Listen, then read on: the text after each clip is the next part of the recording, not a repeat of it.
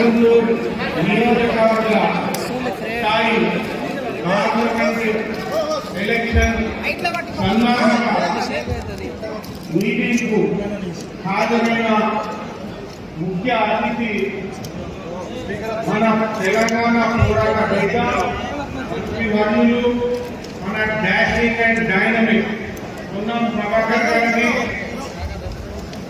గౌరవనీయులు ఆది శ్రీనగర్ గారికి, మిత్రుడు MLA Manakonda DCC president Sattanna గారికి, ఎక్స్ ఎమ్మెల్యే కోడూరు సత్యనారాయణ గౌడ్ గారికి, ఎక్స్ ఎమ్మెల్యే ఆరువెల్లి మోహన్ గారికి, దయానిధినున్న ప్రజా ప్రతినిధులు అందరికీ, కాంగ్రెస్ పార్టీ మండల పార్టీ ప్రెసిడెంట్లందరికీ, పాత్రికేయ మిత్రులందరికీ, ముఖ్యంగా మీరు సైనికుల్లాగా బీఆర్ఎస్ హటావ్ తెలంగాణకు బచావ్ అనే నినాదం ఎత్తుకొని బీఆర్ఎస్ ను పొందబెట్టిన మీ సైనికులందరికీ నా వందనాలు.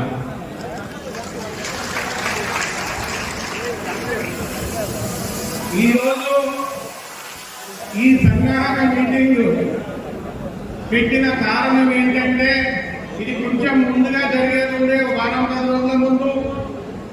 మన అదృష్టము ఏంటో కానీ మనకు నంబర్ 1 T20 ప్లేయర్ మన మధ్య ఉన్నారు. పొన్నం ప్రభాకర్ గారు హైకమాండ్ అని ఆలోచించుకొని వీళ్ళకి ఒక వారం రోజులు లేట్ అయినా పర్వాలేదు అని చెప్పేసి తెస్తుందో నిర్ణయం చెందింగ్ పెట్టి T20 best batsmen Virat Kohli మనతోనే ఉన్నారు కాబట్టి ఇంకా ప్రకటించలేదు అభ్యర్థిని.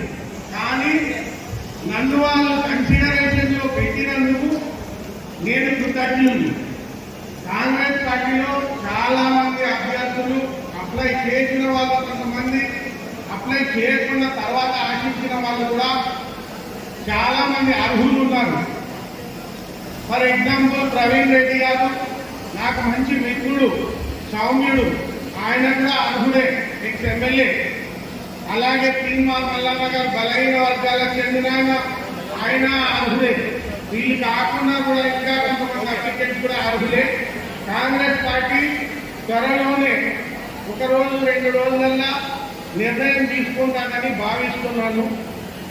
ఏ క్యాండిడేట్ ఇచ్చినా మీరు సైనికుల్లాగా ఎలాగైతే అసెంబ్లీ ఎలక్షన్ లో పనిచేసి బీఆర్ఎస్ పొందబెట్టారో, ఇప్పుడు కూడా ఒక నినాదంతో బీజేపీ హటావ్ భారత్ బచావ్ అనే నినాదంతో ముందుకు పోయి ఖచ్చితంగా బీజేపీని పొందబెట్టాల్సిన అవసరం వచ్చింది.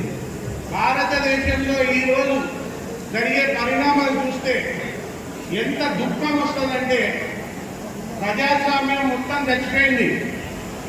ప్రైజ్ రైజ్ ఎన్నడూ లేనంత 2014లో కాంగ్రెస్ ప్రభుత్వం బీజేపీకి హ్యాండ్ ఓవర్ చేసినప్పుడు పెట్రోల్ ధర 70 రూపాయలు, 68 రూపాయలు. ఈ రోజు పెట్రోల్ ధర రూపాయి దాటి ఉంది. ఆ రోజు ముడి చమురు ధర $110 2014లో. ఈ రోజు ముడి చమురు కొనే ధర $80. $80 ఉన్నప్పుడు రూపాయి చిల్లర ఎందుకుంది? $110 ఉన్నప్పుడు 65 రూపాయలు ఎందుకుంది? ఒక్కసారి మీరు అందరూ ఆలోచించండి. ప్రజలకందరికీ మనం తెలియజేయాల్సింది ఏంటంటే, భారతదేశంలో నిత్యావసర సరుకుల ధరలు ఎలా పెరిగినాయి, భారతదేశంలో ప్రజాస్వామ్యాన్ని కూనీ చేయడం ఎలా జరుగుతుంది, బలహీన వర్గాలను, దళిత అణగారిన వర్గాలను ఎలా తొక్కడం జరుగుతుంది. రామ్నాథ్ కోవింద్ అని ఒక ప్రెసిడెంట్ ఉండే, ఎస్సీ సామాజిక వర్గానికి చెందిన ఆయన ఒరిస్సాలో పూరి జగన్నాథ్ పూరి టెంపుల్ పోతే ఆయనకు ఎంట్రీ ఇవ్వలేదు. ప్రైమ్ మినిస్టర్ మోడీ గారు దాన్ని సీరియస్ గా పరిగణించి ఒక దళిత సామాజిక వర్గ ప్రెసిడెంట్ ఆఫ్ ఇండియా కూడా ఒక టెంపుల్ లాగా ఎంటర్ కానియకపోతే ఆయన ఒక స్టేట్మెంట్ కూడా ఇవ్వలేదు. ఇది చాలా దౌర్భాగ్యం. ఆయన సంతోషించినారు మనసు లోపల. అలాగే నిన్న మనం ఒక ఫోటో చూసినాం. ద్రౌపది ముర్ము షెడ్యూల్డ్ ట్రైబ్స్ కి చెందిన ఆమె ప్రెసిడెంట్. ప్రైమ్ మినిస్టర్ మోడీ గారు ఇంకో ఇద్దరు ముగ్గురు కూర్చొని ఉన్నారు, ఆమె పక్కన నిల్చొని ఉంది. ఎంత దౌర్భాగ్యం! President of India scheduled tribes కి చెందిన ఆమె ఒక మహిళ, ఆమె నిలబెట్టి వాళ్ళు కూర్చున్నారంటే షెడ్యూల్డ్ ట్రైబ్స్ మీద, షెడ్యూల్ కాస్ట్ మీద ఆయనకున్న ఆలోచన ఎటువంటిదో అర్థమవుతుంది. బలహీన వర్గాల విషయంలో కూడా కులగణన సబ్జెక్టు గత 2 సంవత్సరాల నుండి ప్రతి నోటా కనిపిస్తుంది, మీడియాలో ప్రతి చోట కనిపిస్తుంది. కులగణన అంటేనే ఏదైతే ఉందో వెనక జారిపోతున్నాడు. కులగణన చేసేదానికి బీజేపీ పార్టీ తయారు లేదు, మరియు మోడీ గారు తయారు లేదు. హమ్ జిత్నా హమారా ఉత్నా అనే స్లోగన్తో కాంగ్రెస్ ఆల్రెడీ ఏదైతే ఉందో కులగణన చేపట్టడానికి వాళ్ళ మేనిఫెస్టోలో కూడా పెట్టింది. ఇక్కడ కూడా ఏదైతే ఉందో రేవంత్ రెడ్డి గారు, పొన్నం ప్రభాకర్ గారు ఆల్రెడీ కులగణన చేపడతాము అని చెప్పి ఖచ్చితంగా కమిట్మెంట్ ఇచ్చినారు. నిన్నటికి నిన్న 16 కార్పొరేషన్లు బీసీ సామాజిక వర్గాలకు చెందిన అన్ని కలిపి 16 కార్పొరేషన్లు అనౌన్స్ చేసినారు. వాటి కార్పొరేషన్లకు బాడీ వేసి వాటికి ఫండ్స్ ఇచ్చడానికి తయారీ చేస్తున్నారు. మీరంతా మీ గ్రామాలకు పోయి కాంగ్రెస్ ఆలోచన సరైన ఎట్లా ఉంది, కాంగ్రెస్ 6 గ్యారంటీలలో 5 గ్యారంటీలు ఆల్రెడీ ఏదైతుందో కమిట్మెంట్ తోని 3 నెలల్లోనే చేసి చూపించింది. ఇంకా తక్కినాయి. ఆగస్టు 15 లోపు రుణమాఫీ కూడా కంపల్సరీగా చేస్తామని నిన్ననే స్టేట్మెంట్ రేవంత్ రెడ్డి గారు ఇచ్చినారు.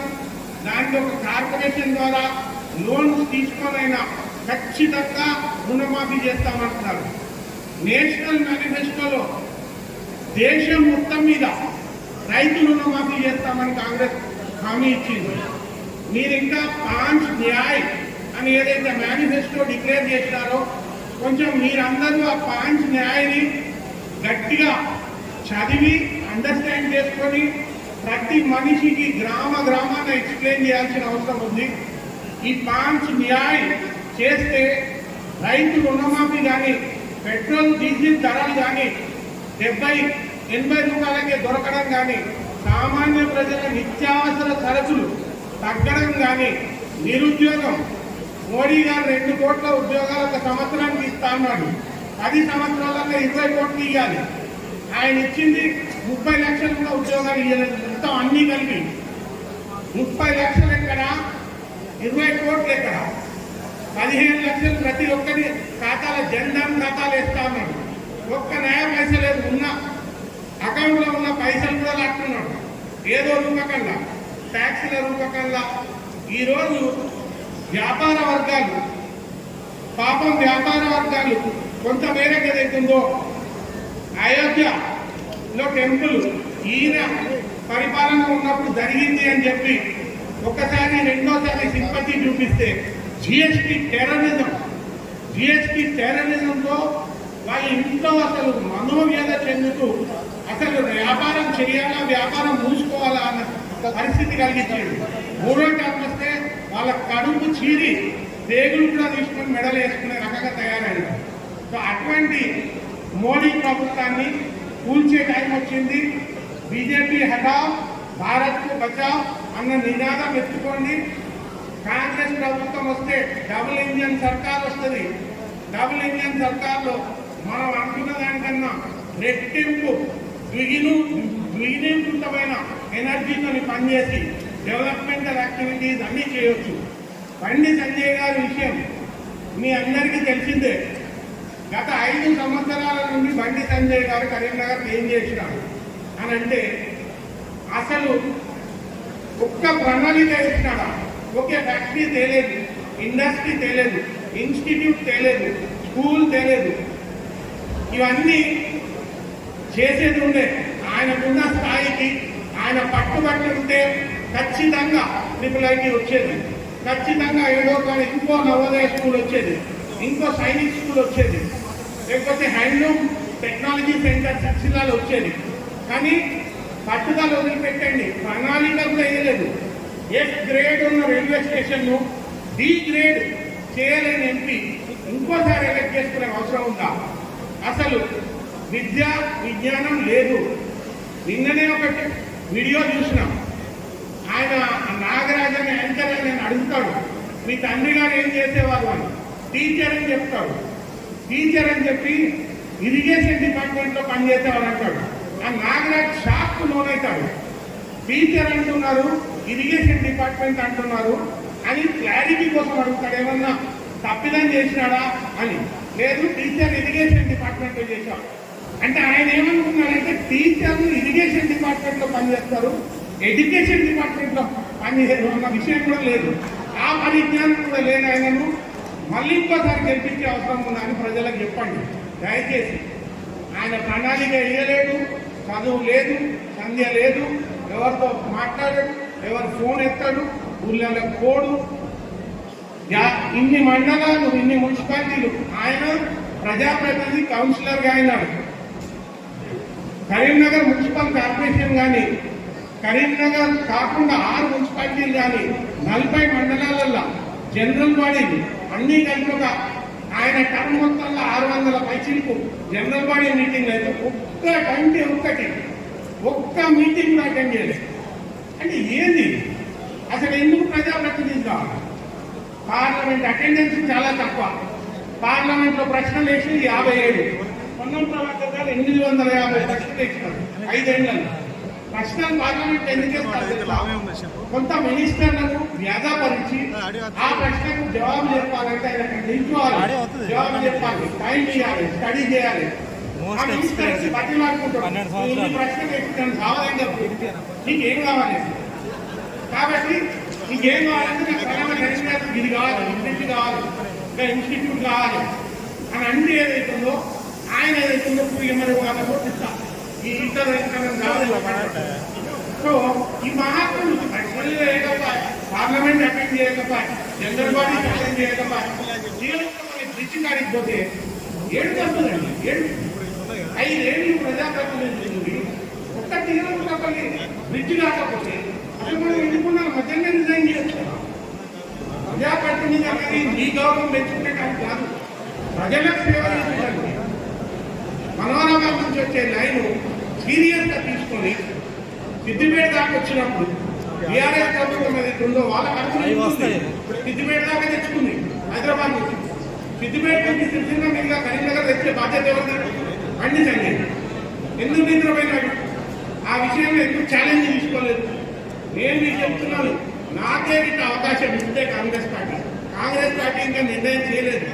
ఎవరికి ఇచ్చినా సైనికుల్లాగా పనిచేస్తాం, ఖచ్చితంగా గెలిపించుకుంటాం. నేను నాకు ముఖ్యమంత్రి గారు ఒక 5 నిమిషాలకి టైం ఇచ్చినాడు మాట్లాడడానికి. ఆ రోజు కూడా ముఖ్యమంత్రి గారికి చెప్పినాను, పొన్నం ప్రభాకర్ గారికి ఎమ్మెల్యేలు అందరికీ చెప్పినాను, అభ్యర్థి ఎవరైనా సైనికుల్లాగా పనిచేసి అందరం కలిసి కట్టుగా గెలిపించుకుంటామని చెప్పాను. ముఖ్యమంత్రితో కూడా అదే మాట చెప్పాను ఆ రోజు. సో ఆ విషయంలో డౌట్ లేదు. కానీ నేను బై ఛాన్స్ నన్ను కాంగ్రెస్ పార్టీ నేను ప్రజాప్రతినిధి అయితే పార్లమెంట్ ఉంటే నేను కరీంనగర్ వచ్చే లైన్ 100% 3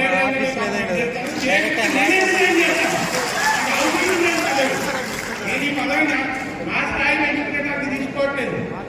నాకు దేవుని దైవాల స్థూమత ఉన్నది, నేనేదో బిజినెస్ చేసుకున్నా, ఇంత మంచిగానే ఉన్నా. నాకు 2 బిడ్డలు పెళ్లిళ్ళైనాయి. నాకు ఇప్పుడు ఏం బాధల పని కూడా లేదు, బాధ్యతలు లేవు. మొన్నటిదాకా మా నాన్న ఇక్కడే ఉన్నాడు, బతుకున్నన్ని రోజు నాకు చెప్పేటోడు, బిడ్డ కరీంనగర్ అంతా నీ ఫ్యామిలీరా, నువ్వు ఓన్లీ నీ భార్య పిల్లలు అనుకుంటున్నావు, పొరపాటు కరీంనగర్ అంతా నీ ఫ్యామిలీ, నువ్వు వచ్చి అక్కడే ఉండు. ఆ ప్రజల నేను నిర్ణయించుకున్నా, నా చివరి రక్తపు బొట్టు వరకు నేను కరీంనగర్లో ఉంటాను. ఉదయంలో సంబంధం లేదు, నీ మధ్యలో ఉంటా. నీకు మమేకమై నీ సమస్యలు నా సమస్యలని నీ తలలో నాలుగనే బతుకున్నా. మీరు నాకు అవకాశం ఇస్తే నన్ను దీవించండి, ప్రజలందరికీ చెప్పండి. నాకు ఈ అవకాశం ఇచ్చిన పెద్దలందరినీ కృతజ్ఞతలు తెలుపుతూ జై కాంగ్రెస్.